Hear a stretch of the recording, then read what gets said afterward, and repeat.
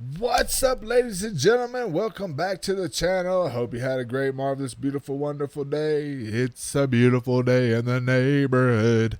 A beautiful day for a neighbor. Would you be mine? Could you be mine? Won't you be my neighbor? Hi, neighbor. Oh, there's another one that says, oh, what's that other song? Oh, man. It's been a long day without you, my friend, and I'll tell you all about it when I see you again. When I see you again. Hey, what's up, everybody? Welcome back to the channel. Check this out. You know, this whole astronaut thing is blowing up, man. So I thought we going to give us some good laughs while we get us one in, because it's that time of the night. So let's get us one in while we take a couple laughs at, you know, like, this is real stuff, guys. Like, this is real stuff. Like, this is real stuff. Say something right now. You are officially an astronaut. Thank you so much. How do you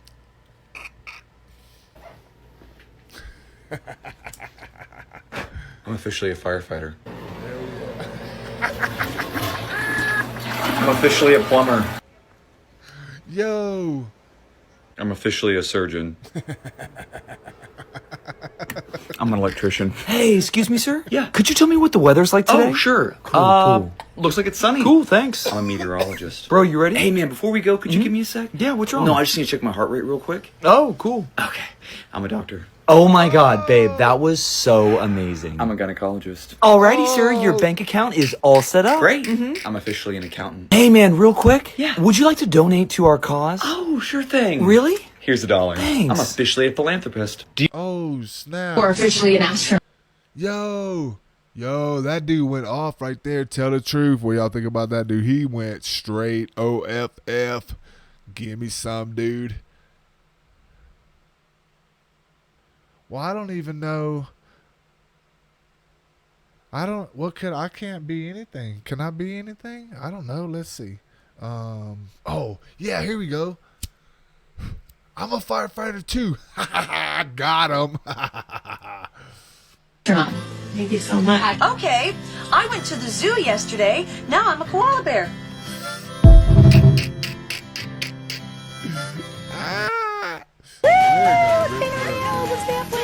One, two, three. Girl power! Oh, that's a good you guys can tell from the idea. outfit. Yo, we gotta do that. I gotta do that. I gotta throw myself into that. Hold up, bro. Oh, it's on now. Oh, it's on now. I just got back from space. Yeah, I'm an astronaut now. Wow. Oh my god. Although I'm very blessed, it was a lot of work, guys. It was a lot of love and learning and light and money. A lot of people said about the millions of dollars we spent to go there. Like, oh, you could have done something better with that money. No. Like what? We were sitting there floating around looking down on everyone. All of the tiny little people of the world. I just was like, wow. Our problems are so insignificant. The universe is so big. What do we have to worry about? You know, oh, my human rights are being taken away. There's war. Okay. But what about the universal rights? What about the war within ourselves? Ooh. Sorry, I kissed the ground when we landed. I feel like all human issues could be saved if we all just like got the opportunity to go to space and look down at the world and the universe. Well, we can't because you're poor, but like, you know what I mean? Everyone's asking, okay, now that you're like a world-renowned astronomer and like a space engineer, what's next? Today might have been a spaceship, y'all. But tomorrow's a submarine. You are officially.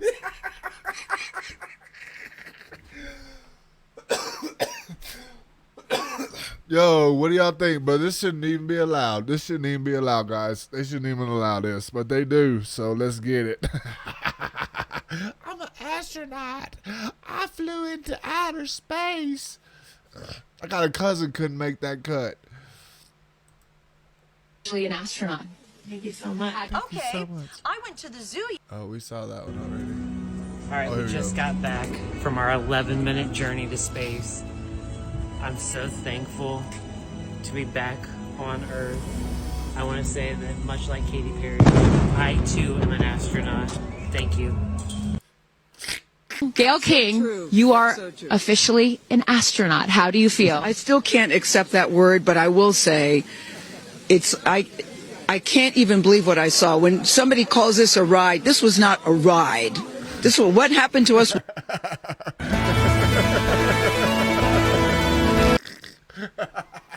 Yo. Hold on. Let's turn this one on. Let me see if we can find this right here. Look. Let's check this one out. So just when you thought the damage control efforts for the Katy Perry backlash associated Wait a minute. Hold on.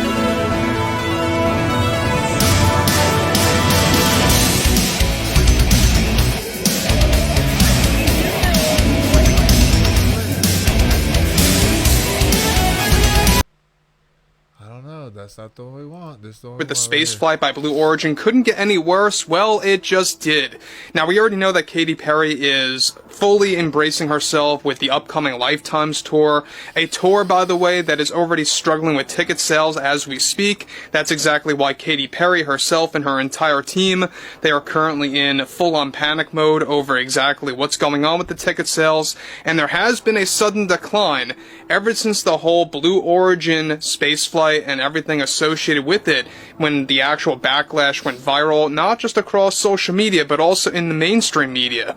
So one thing about Katy Perry right now is that, yes, not only is she engaging herself in damage control in the poorest way possible, I must add, but we also know that at the same exact time, she's trying to own the backlash in the worst way possible. And it's not working for her in the end, and it's going to only create more problems in the months to come. Now, in case you guys did not know, the Lifetimes tour for Katy Perry, it's going to stretch all the way throughout the entirety of 2025, and they're already trying to incorporate the Blue Origin spaceflight into her upcoming tour. Let's discuss. Now, what's interesting about all this...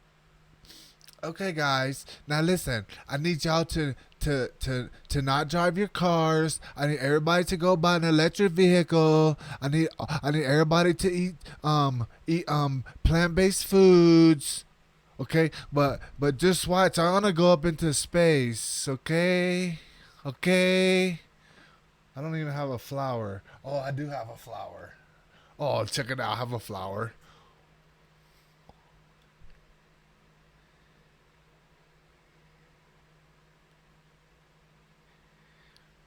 Oh my Lord.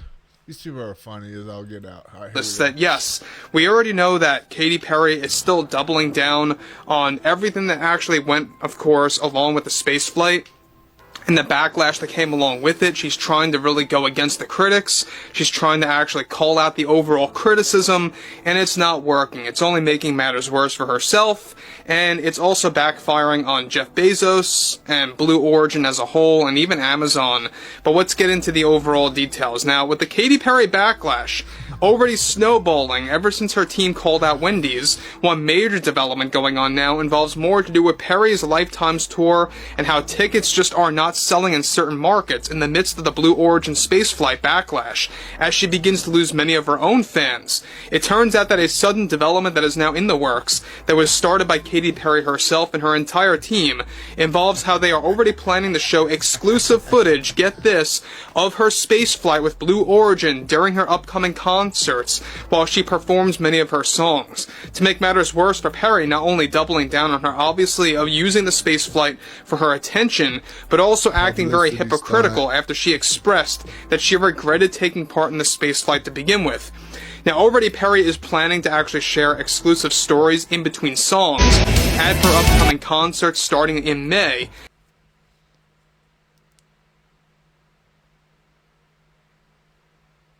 Is that the right smile?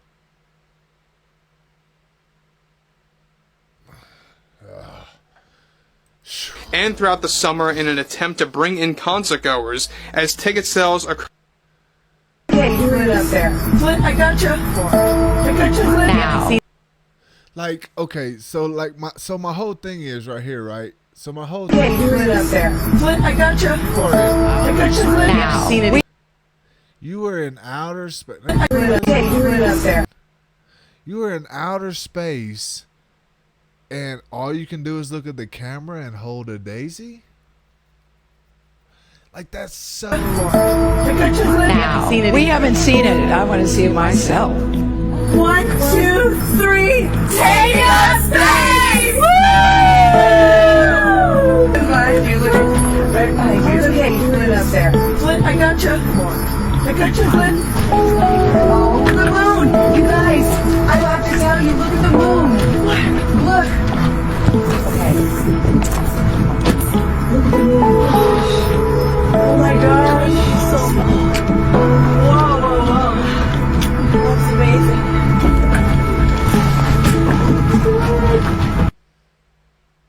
Hey, hon. I don't. What is y'all's opinion? Y'all think this is real? Is this like real? Oh, this dude right here, he's a real pilot. All right, hold on. What are your thoughts on the Blue Origin spaceflight? We turned it up. So, I had no clue Jeff Bezos had a rocket ship. That's number one. Number two, I had not heard about this until you told me. Number three, I still can't believe it happened. But I'm a very skeptical person, and to me, it doesn't really add up. Not that it's overwhelming my curiosity at the moment, but I saw a bunch of pictures and a bunch of images. Some people are saying that there were no re-entry burns on the capsule. Yeah, what is that? Really surprised me, given that it wasn't a transatmospheric flight. So what does seem odd is that there's some discrepancies between the shots from the inside and the outside that you showed me, and that the window shapes don't match up. Yeah, facts. None of it added up. Also, the windows are huge, which typically wouldn't be the case in a space capsule. Like if you look at Odyssey space capsule, the windows are super tiny. And that's largely due to the pressure differential. So they went to 350-ish thousand feet, I think you told me, which is round about 100 kilometers, let's say, high, which is the mesosphere. And up there, the pressure is pretty much nil, right? So it's 0.01 millibars-ish. And the pressure down here on Earth is, give or take, 1,000 millibars. 1013 is a standard pressure, but so you're talking 100,000 times less up there. The pressure difference is huge. Then there was that gaffe that the door opened before Jeff Bezos was to open it, and that was their primary escape hatch. Busted. Right? Which typically, again, Odyssey space hatch opens outward for emergency egress.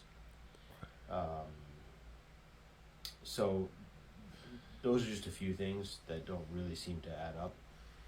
Just a few. But they weren't wearing oxygen masks. I'm sure this is going to go on for quite some time. I just really don't believe anything until the absolute last bit of proof that it's true. My dude is Did you ever skeptical. take a ride on the It wouldn't Origin? happen. It didn't happen. No, This didn't happen. I also saw the clip of the launch where it said, "Oh, it just here it is, it's supersonic," and I mean, I couldn't see a bow wave or a shock wave, which you typically see. Right. I've seen a live SpaceX launch from the air, and you can clearly see the bow wave of the rocket. So I mean, it was just one thing after the other that you were showing me in this footage and these clips and these pictures. It didn't seem to add up. So no, I would never go near a rocket that. Plus, I mean, we've seen rockets launch in the past, and there's like this big flame comes out. This just had like a little torch flame. I don't. Yeah, I'm with this dude. Thanks, Pilot. You're welcome. Got it? 1, 2, 3, take up space! Take up space. So from what I understand, the whole object of this take up space was so that we could start throwing garbage in space. Like, yo, because we don't have any more space down here to put garbage, so we have to do something with it. So the best thing. Tamir's in space. It's okay. Leave Flynn up there. Like, I mean, that is a pretty big window. Flynn, I gotcha. I gotcha, Flynn. Gotcha. Proud of you. She's really holding on for dear life too. Oh, the moon! You guys, I will have to tell you, look at the moon. That's amazing.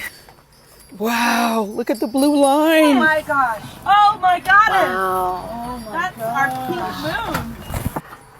Okay. Now it's time to look out that way. Oh my gosh. So much. Yeah, she spent her whole time in the camera. Whoa, whoa, whoa. That's amazing. I don't know. Why aren't Blue Origin passengers wearing helmets? Let's dive into the hidden marketing strategy behind these celebrity space flights. Blue Origin's NS-31 mission, featuring celebrities like Katy Perry, has sparked skepticism. Some claim it's fake, pointing out critical technical issues. But beyond the debate of authenticity, there's a deeper layer, the marketing strategy. The New Shepard capsule is designed for suborbital flights. It goes just past the Kármán line, giving passengers a few minutes of weightlessness. The cabin is pressurized, and the seats absorb impact, so helmets aren't required. The capsule uses parachutes and a retro-thrust system for landing, which looks dramatic but is safe. So why the skepticism? The lack of helmets and the short flight duration leads some to question the experience. But this is about more than safety. It's about creating buzz. Controversy attracts attention, and attention keeps the spotlight on their brand. Whether you believe in the mission or not, people are talking about it. That's the goal. By calling their passengers astronauts, Blue Origin blurs the line between professional space explorers and tourists. This creates exclusivity and prestige, positioning their brand in the space tourism market. In the end, you don't need to go to space to experience awe or transformation. These missions are fascinating, but they're also a lesson in how marketing shapes our perception of reality. So what do you think? Is it fake or real? Drop your thoughts in the comments and follow for more Yo, so that makes sense. That makes a lot of sense, actually, because good or bad publicity, you still got publicity. And we as Americans, I'm not going to lie, you know, a couple months down the road, something else will click in. We'll forget. We'll keep on ordering off Amazon.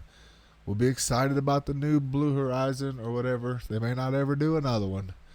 But if they do, they got to fake it better than that. That's for sure. Or consciousness expansion content. I mean, the rocket just...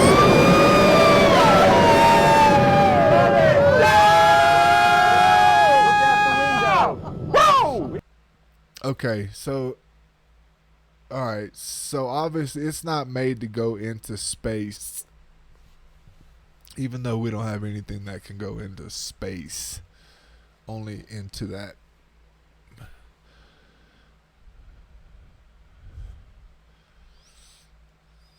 So I guess it makes sense. You only got to have enough force to just make sure you get, and then you just got to have enough force so that when you release it, it'll go, you know what I'm saying? It'll keep going up. Because, you know, it's like, yeah, there you go. That makes sense. We are up in the Oh my gosh! Blue control, yeah, like a bat out of hell. Love it. Woo! Bye, guys! Oh, man. Wow. Woo! Yeah, that was a real I do launch. regret that I didn't smile a teeny tiny bit. I wasn't aware that's how my face looked. It was surreal for me, That but right there, that right there, shaft with the head. Like, come on, guys. Like, come on, guys. We can't do better than that. We can't do better than this. Man, come on, I feel guys. so proud that I did it because I would have never thought that I Come could on, pull guys. this off, to be honest with you. Well, it's pretty incredible, especially considering I understand that you're a bit of a nervous flyer. I'm a very nervous I flyer. am too. And you could see the fear on your face as you rang that bell. What did it feel like when that rocket is launching into space. Fortunately, they told us that. That's not a very big. Hold on, let's go back.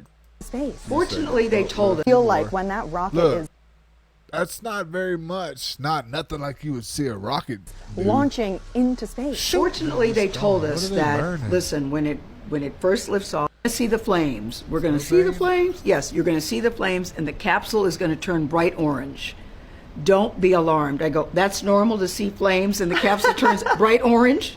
Yes. And then at some point in the flight, it gets very, very, very quiet and still. And that's when you just sort of look around and you see the planet and the dark sky and the neon blue line, and you feel, wow, we came from there. Wow. Oh, the moon! You guys, flat? I have to tell you, It look looks at the pretty moon. flat. Flynn, I gotcha. I always held on to something because I didn't want to involuntarily turn upside down. I was worried about the blood rushing to my head. Nobody believes this. I've got some debunking here for you. It's the messenger, y'all, but I have read everything y'all said and nobody believes this. And I don't know if I do either, but first let's talk about, was Katy Perry's friend Molly with her on this? Cause she, or some magic something? Cause she was She said Molly. Hey, she's not talking about a girl. If you don't know that, you probably don't belong on this channel. feeling a little too good. Okay. I'm just saying. I feel super connected to love and understand that we weren't just taking up space, we were making space. That this wasn't a ride, wasn't a destination. It was a journey, and it was a supernatural one. We belong here. This is where we belong, and we feel very sure that you'll never know the amount of love that you have inside of you to give and to receive until the day you launch. So obviously from this video, if you haven't seen it, go here and check it out. You can see that a lot of the people in the world don't believe this. And they're receiving widespread criticism, even for the people that do, because they say that going to space in today's age is just tone deaf and insults, which I don't necessarily agree with all of that, but a lot of people are mad about it. So I had a conversation with ChatGPT. It was Elon's grok, because I figured if anybody would tell the truth, it'd be Elon, because I don't think he really likes Jeff Bezos. This was with that version of ChatGPT. So the flimsy door is debunked because it was aerospace grade with redundant seal latches. 66 miles is how high they went. It's proven by 31 previous successful missions. Okay.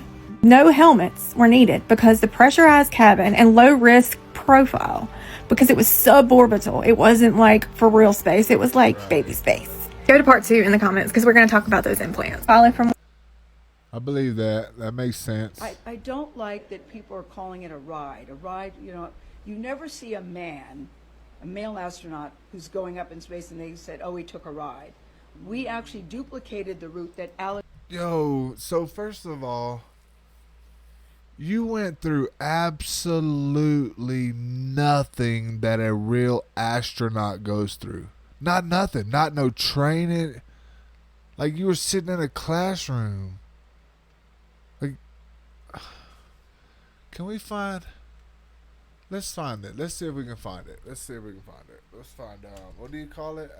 ASTRONAUT training. Astronaut training. Have you ever wondered? Whoa, that's loud. Hold on, bro. Don't just blurt it out like that. Okay, I'm going to swap from this one. Let's see. Second YouTube screen. No, I think I'm just going to go to here. We're going to go to here. Astronaut training, Google search. Okay. Have you ever wondered what it takes to become an astronaut? Yeah, that seems like it. Let's try it. Have you ever wondered what it takes to become an astronaut? Or how NASA and European Space Agency, the world's leading space agencies, prepare their astronauts for the extraordinary challenges of space exploration? Becoming an astronaut is no ordinary feat. It requires exceptional physical and mental capabilities as well as an extensive knowledge in various scientific fields.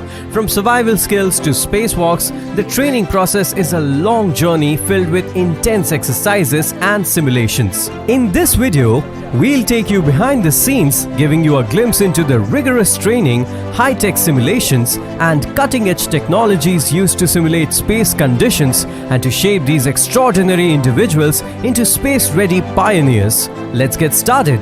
My name is Siddharth, and you're watching The World of Science. When astronauts leave the comforts of Earth, they encounter an entirely different set of challenges. From the intense forces encountered during launch to the weightless wonders of orbiting and the intricate maneuvers of spacewalking, their minds and bodies must adapt to an entirely different realm. To adapt to these physical and mental challenges, astronauts undergo a complex and extensive training regime that includes medical tests, physical exercises, extravehicular activities or EVA simulations, rehabilitation, as well as specialized training on the experiments they'll conduct in space. And it doesn't stop there. Space agencies also utilize virtual and simulation systems to prepare for various scenarios and develop effective strategies to overcome any obstacle they might encounter. Just that one machine right there alone, I don't believe they could handle this. None of those women could handle that machine. That's the G-force. Well, that right there will put you in it, son. It'll put you in it. We duplicated that. They might encounter. No one said he took that ride. First of all, astronaut recruitment is no walk in the park. Oh no, it's a fiercely competitive game that sets heart racing. Whether it's NASA or the European Space Agency, Whether it's your GPS, whether it's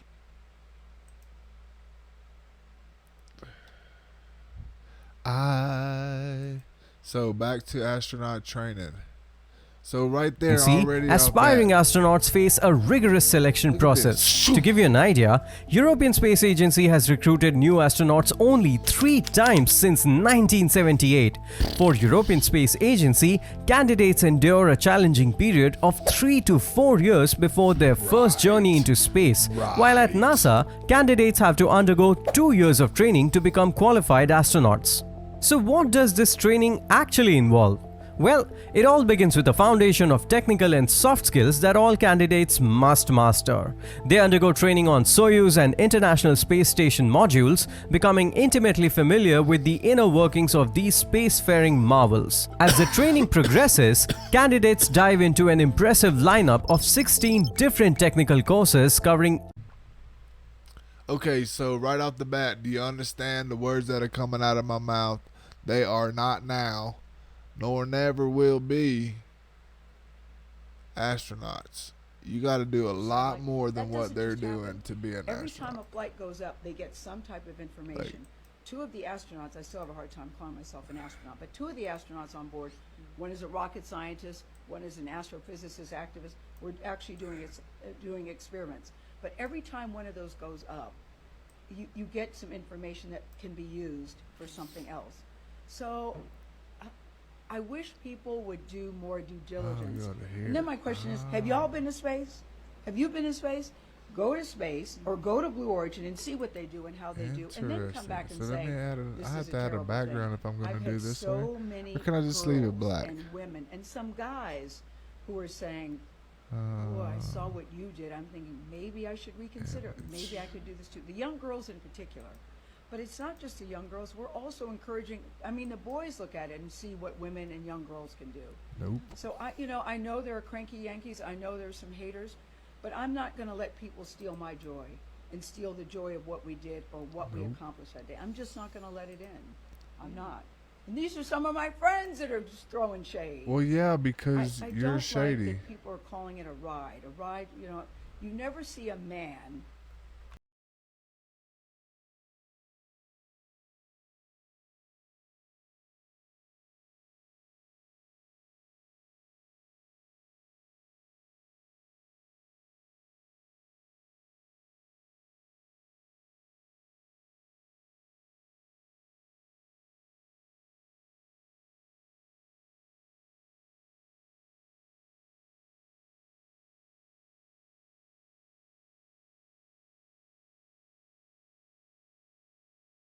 Have you been?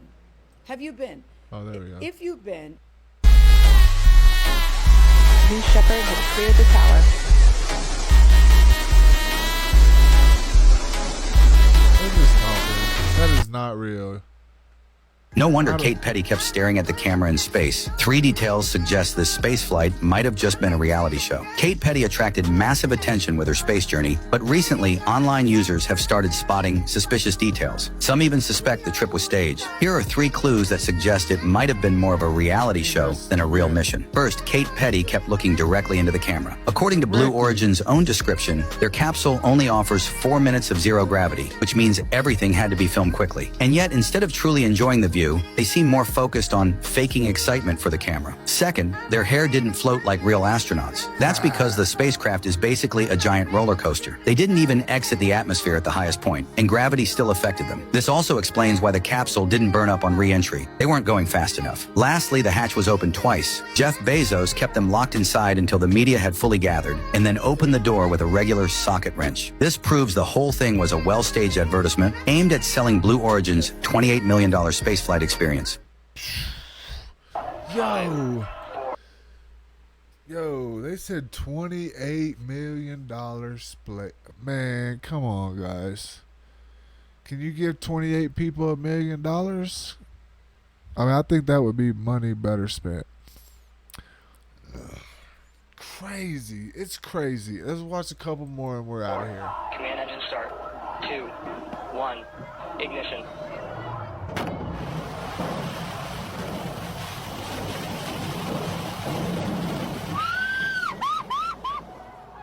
Back in November, I became the 100th woman to fly to space. Going to space has been something that I've dreamed about and worked toward for 2 decades. And I want you to join me as I prepare for and embark on my trip to the stars. 3 days before our launch, we arrive in Texas. That's one small step for man, one giant leap for mankind. Texas has always played an important role in space exploration, but we're not headed to NASA. We're headed to the middle of the West Texas desert to Blue Origin Launch Site 1, where they launch and land astronauts in a rocket of their own design. Unlike the rockets used by Neil Armstrong, Sally Ride, and Mae Jemison, to name a few, the rocket we'll be flying in is fully autonomous and 99% reusable. This means there are no spacecraft pilots on board, and the entire rocket will be autonomously launched into space 62 miles above the planet and autonomously landed back down on Earth. We're flying in the New Shepard rocket, named after the first American in space, Alan Shepard, who flew a similar flight trajectory as our flight. My launch will be the 28th New Shepard flight overall. That's why we're the NS-28 mission. The 9th human flight for Blue Origin, and finally the 11th launch of this exact rocket. As soon as we arrive in the astronaut village, we meet the crew that we'll be flying with. And then it was time to settle in our individual airstreams to... Okay, I'm gonna show you. Okay. Alright. So they had 3 days of training. That's what that lady just said. Guys, this is crazy. How are they allowed to do this? Can you tell me how they're allowed to do this? Please. Because if you know and you tell me, then we'll both know. And then everybody else that reads the comment, they'll know too. Guys, thanks for being here. I will see you in the next one. Peace. Reactions Matter by David W. Searcy, Jr. Please like, subscribe, comment, and share the video. Thanks for watching. Enjoy the content.